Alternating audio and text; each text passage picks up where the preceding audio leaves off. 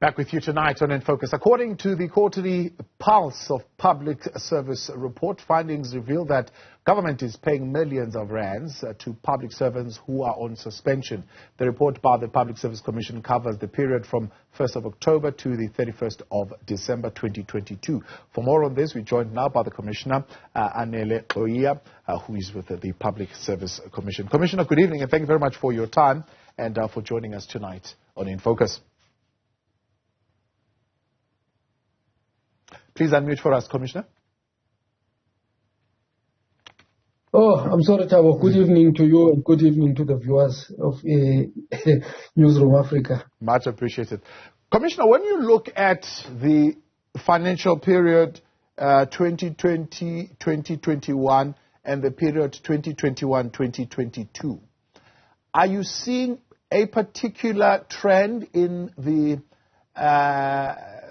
upward direction? In other words, things are getting worse, or in the downward direction where things are getting better as far as number of cases and the costs of officials who are on pre-hearing suspensions?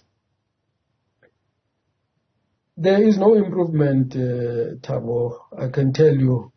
And so there's neither a downward or an upward variation. The difference is only at the level of the cost. But departments continue to suspend employees without taking the necessary disciplinary processes. There are a few departments that we can highlight that have improved in terms of that particular trend of long suspensions.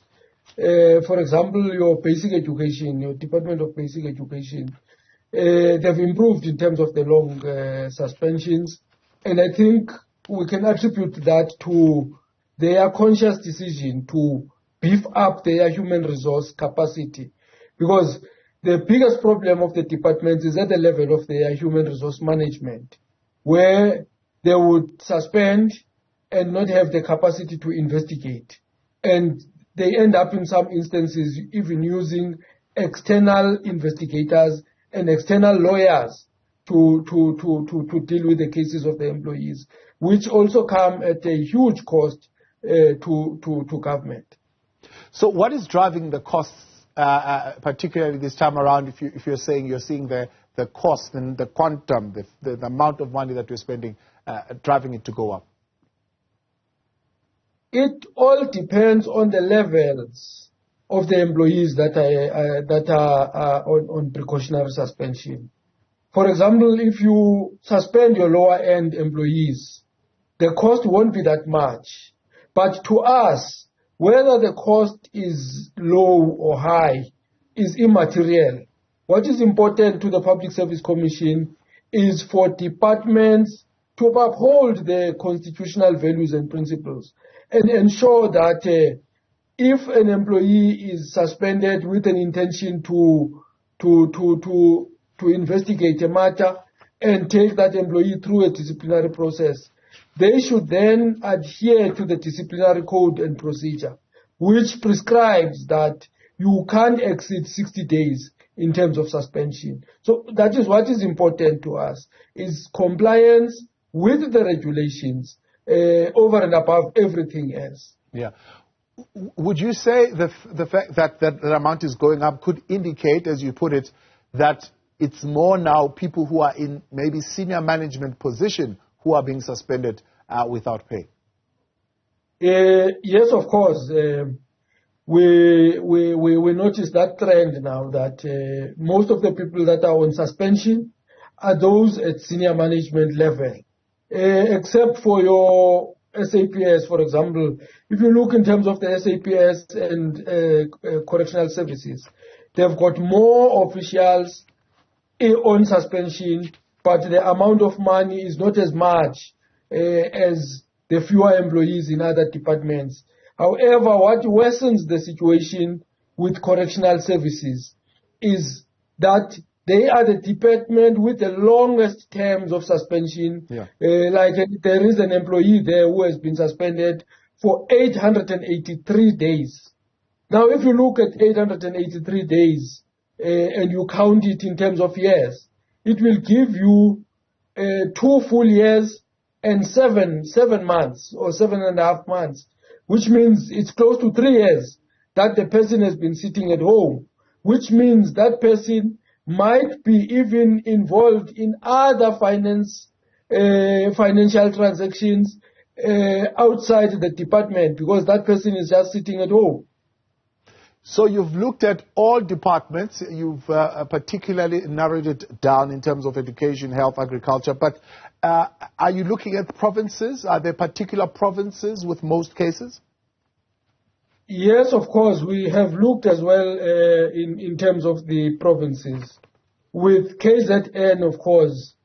KZN, COGTA, Cooperative Governance and Traditional Affairs, is having the highest amount, because it's 2 officials that have been suspended, and the amount of time is in excess of 571 days, and in that 571 days, the cost is at 3.8 million.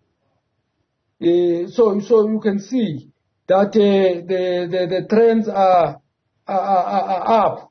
And KZN is the biggest culprit in this regard, because even with the Department of Transport, their cost is at 3.2 million in KZN.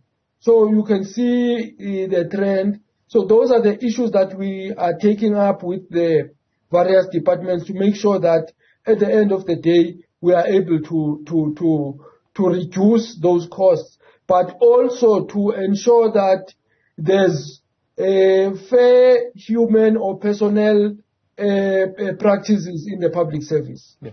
Are you able to get into the merits and the demerits of each case as you are investigating? For example, if you look at the 2 cases in KwaZulu-Natal, in terms of your own investigations, are you able to get in and actually find out why are these individuals suspended and whether or not it could be related, for example, to unlawful instruction from political heads? Well, they won't call it unlawful unlawful instruction. They would be saying this employee is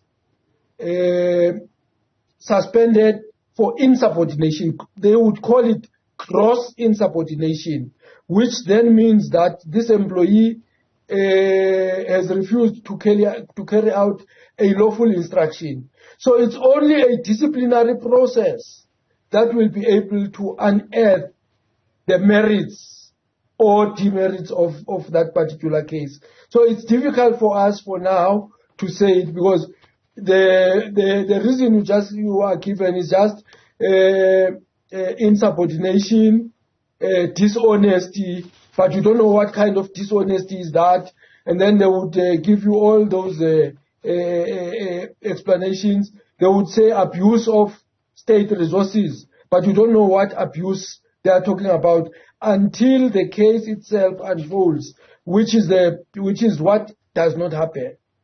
So does this give us then a sense, Commissioner, of the degree and the level of vacancies that have not been filled because the individuals, of course, are still under suspension and still being fully paid? So those positions have not been filled by anybody else?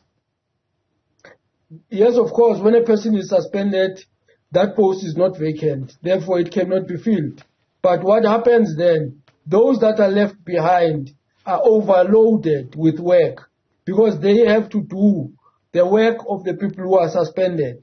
And unfortunately, if you act in a position of a person who is suspended, you are not paid an acting allowance. So which means that the employees that are remaining are grossly abused. That is the point that we are raising, that